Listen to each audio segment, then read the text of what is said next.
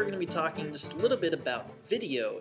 The topic of discussion for this week has been YouTube, TeacherTube, and kind of all of the other websites, and just the use of, or the practice of sharing video in an educational format. And one of the things that was interesting is in some of our online forum discussions, there came up some articles or some interesting discussion about using green screening when making videos. And so I thought, hey, I could do that for this and just have a quick little green screen video showing just exactly what you can do with a green screen. Now, it's not exactly the easiest thing in the world to do with regards to video editing.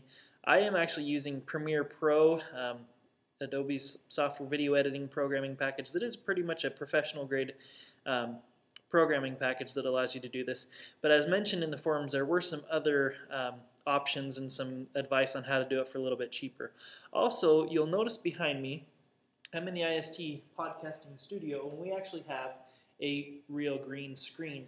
Now, obviously, most people don't just have a green screen or a green sheet laying around in their house, so there are some other things that you could do, but this really is kind of the ideal, because then you have a backdrop that's consistent, all one color. And even with this, you may see it doesn't always work 100% of the time.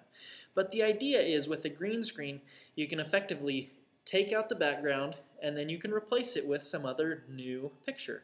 For example, I could be talking about Idaho, and if I'm recording a video and I can be talking about Idaho, and maybe because I live there, or I'm just trying to show some of the different things that you could see, mountains or rivers or lakes, I could actually have those pictures showing up.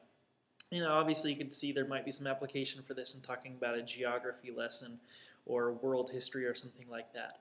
There's also could be implications for talking about outer space, right? If you're doing outer space, you could be talking about constellations. You could get pictures downloaded from the Hubble telescope.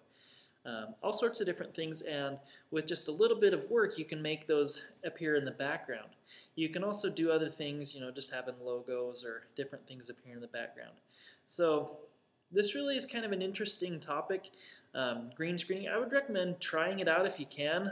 I know that with some devices you can even just try to have a backdrop of plain white. The problem with that is if you're wearing any kind of white clothing or things like that, that would tend to fade out. That's the reason why typically green screens are chosen. In movies, they used to use more blue screens, but then they found that, hey, people wear a lot of blue, and we don't wear quite as much neon green. So the idea is you want to pick a color that's not going to be reflected in your skin tones or in any type of your clothes. But anyway, I'll go ahead and quit for now, because there are some there's lots of things that you could do with this, but there certainly are some interesting applications in talking about, video. You could have video backgrounds, you could have just still pictures on the background, or lots of different things that you could do with a green screen background. Thanks so much, and we'll talk to you next week. Bye.